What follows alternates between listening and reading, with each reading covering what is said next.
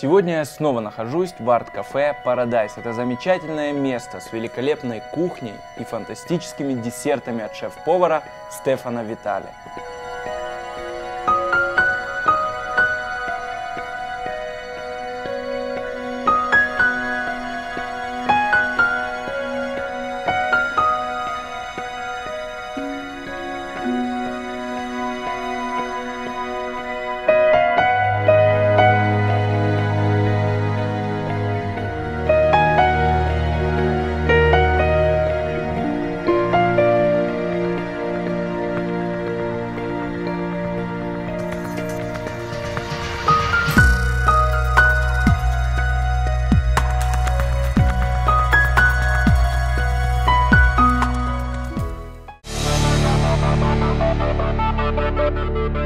В арт-клубе Infinity в эту пятницу выступит группа Illinois, а в субботу празднуем мужской день вместе с Ириной Ракитиной и группой Magic Band. Что касается премьер, то в кинотеатрах нашего города с 19 февраля историческая драма «Шрам».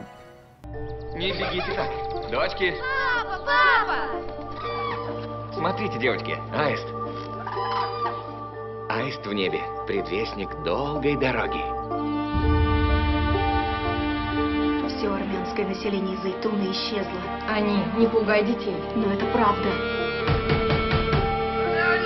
Откройте сейчас же! Живее! Папа!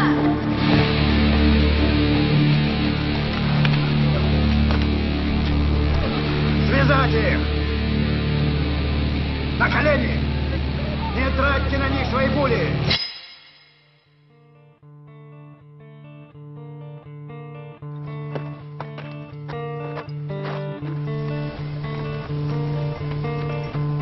Кто сделал это с тобой?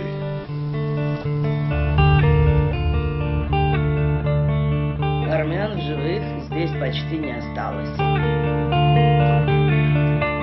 Ты надеешься найти семью? То, что твои дочери живы, ты ведь знаешь? Вы ищете этих девушек? Этот человек ищет своих дочерей! Пусть твой путь будет гладким, как вода. Это ваши дочки? Он говорит, что твои девочки больше не с ним, и он не знает, где они.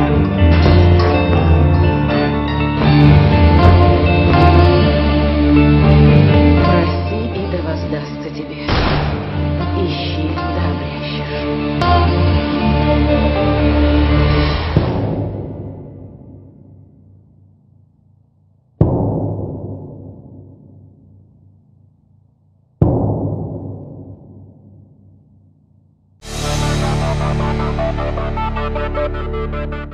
— 21 и 22 февраля на сцене Остинского театра в 17:00 премьера спектакля «Где ты, человек» по пьесе Константина Сергеенко «Прощай, овраг». Кстати, режиссер-постановщик пьесы Гиви Валиев. И стоит отметить, что это его дебют в качестве режиссера на сцене Остинского театра. В пятницу, субботу и воскресенье в клубе 49 Military Days отмечаем День защитника Отечества. Призывной возраст от 21 года, фейс-контроль и дресс-код обязателен. Будет очень весело. Сегодня в гостях у видеофиши замечательный актер и режиссер Осетинского театра и театра юного зрителя Шаби Андрей Кукоев. Привет, Андрей. Привет, Артем. И первый вопрос такой. Как ты пришел в искусство? Ну, очень банально, в принципе, там не было какой-то удивительной истории. Как все, когда-то в школе, школьные спектакли, любимые учителя и какой-то первый миг вот славы, наверное. Ну, было очень приятно, страшно и в то же время вот как-то волнительно. Я думаю, каждый человек, который увлечен искусством, это ощущение ему знакомо. И сдача документов в институт, и, в общем, не было такой какой-то удивительной истории. То есть это не мечта с детства? Пожалуй, нет. Я в детстве был до странности прагматичным ребенком, и я увлекался историей, я хотел поступить на исторический факультет, и плюс я же родился в советское время, я был очень убежденным сторонником коммунистических идей, ну, как и каждый пионер Советского Союза. И я даже видел свою карьеру вот именно на партийном поприще. То есть я действительно вот очень серьезно об этом рассуждал. У меня был замечательный педагог, звали ее Зинаида Давыдовна, и преподавала она нам русскую литературу. И вот однажды она сказала: давайте попробуем поставить отрывок из «Ревизора». И вот с того периода, когда, ну, это было удивительное все-таки знакомство, за что я безмерно благодарен этому человеку. Ну, я бы не сказал с театром, да, потому что она была замечательным, простым педагогом литературы и русского языка в школе. Но вот ощущение вот этого поиска, оно меня так вдохновило, потому что когда я мечтал, допустим, стать историком, мне же тоже хотелось там открывать какие-то затерянные города, раскопки. Ну, как вот банально мальчишка это все видит. Ну и, в общем, да, наверное, это не была мечта с детства, это была мечта юности. А потом, вот, я же говорю, стандартный ход совершенно, сдача документов, волнение, потные ладошки, потом крики «меня приняли». Еще такой вопрос. Что ближе, актерская работа или режиссура? Сложно сказать. Дело в том, что это, я не знаю, чуть-чуть, ну, также сложно ответить на этот вопрос, как вот если спросить тех, кто хорошо катается на коньках, труднее играть в хоккей или быть фигуристом. Все сложно. Все сложно. Дело в том, что в режиссуре, ну, может быть чуть-чуть больше ответственности просто. Ну, все, что ты хочешь сделать хорошо, все сделать непросто. А что ближе? Именно ближе? Затрудняюсь ответить. То есть бывает, наверное, какой-то период, когда вот именно это проявление тебе интереснее. Мы в своей передаче часто говорим об Остинском театре, театре юного зрителя, об их спектакле. Хотелось бы узнать, как заполняется театр? Вопрос очень непростой, опять-таки. Ну, непростой для меня, как и для каждого сотрудника театра.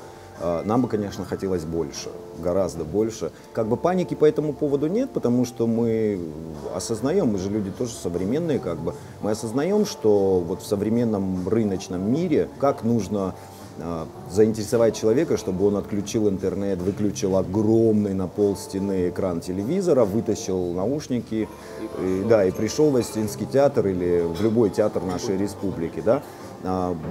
Нам бы хотелось больше, конечно, но сейчас нас не оставляют, скажем так, ветераны зрителей, те, которые преданы театральному искусству и любят театр, и знают актеров по именам.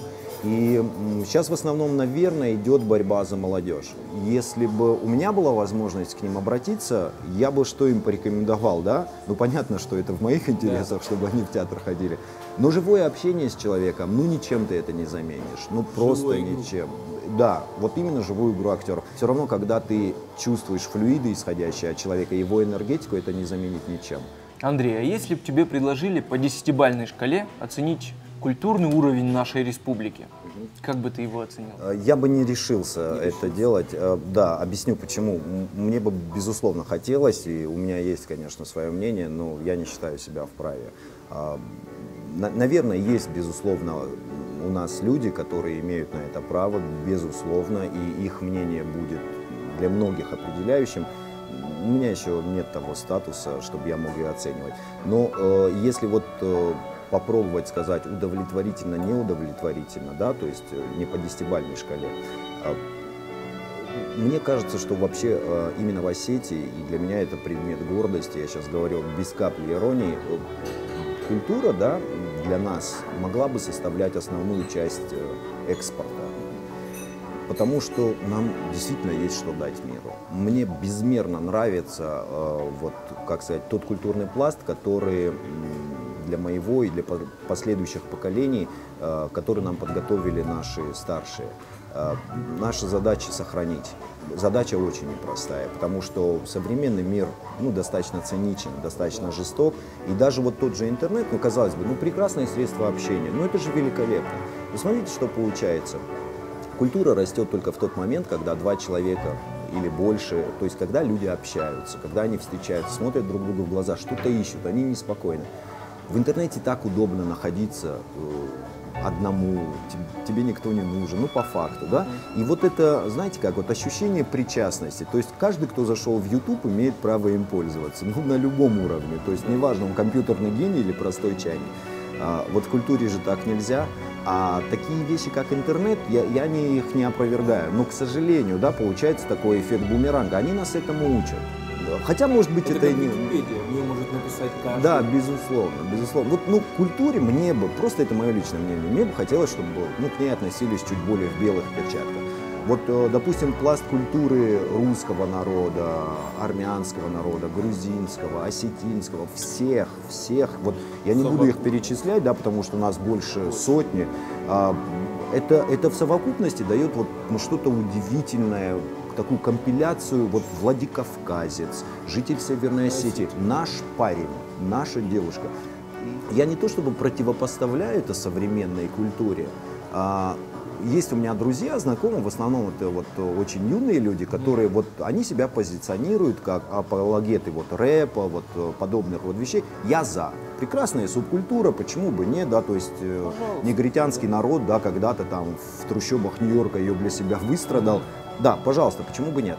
Но моя рекомендация, просто подкрепляйте это своим, вот, ну, национальным, наверное, врожденным, лучше сказать, да, вот врожденным тем, что у нас есть. Потому что, я же говорю, если бы вот мы задались целью экспортировать свою культуру вообще вот на весь мир, и будь у нас такие ресурсы, потому что задача реально задача реально непростая, и как бы это дело может быть даже не одного поколения, то нам реально есть что дать миру. У нас просто замечательная молодежь, у нас старшие, которые вот, несмотря на все там бури и ветры современного мира, вот стоят все равно на этих позициях и не просто держатся, они еще и перспективу какую-то ухитряются в этом высмотреть, а это очень непросто, да, то есть я сейчас, если вот расшифровать мою мысль, я ничего не критикую, ничего не определяю, но мне бы, безусловно,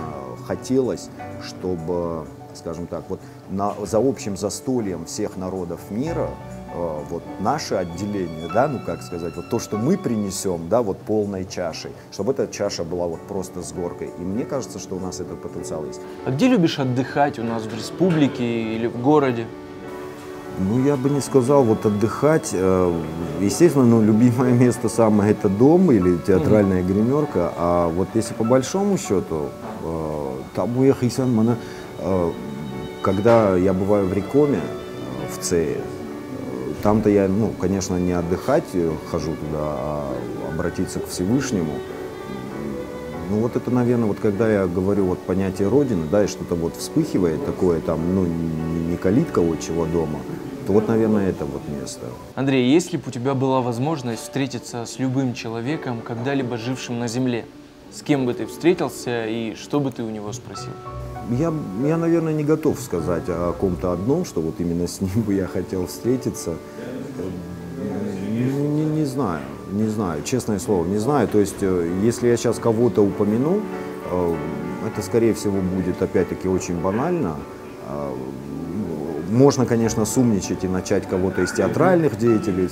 Мне бы все были интересны, ну, честно говорю. Ну, как можно, допустим, выбрать кого-то одного, вот его мнение мне интересно. Да, смотрите, да, вот я приведу такой пример.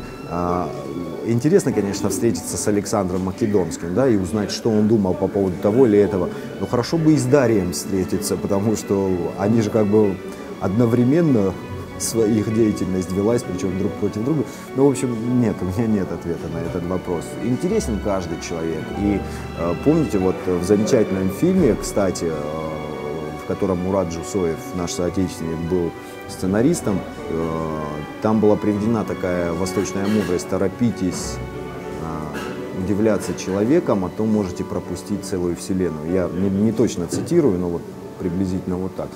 Да все они интересны, ну все. Спасибо, Андрей, за очень интересную беседу, было очень приятно. Мне тоже было очень интересно, и вам спасибо.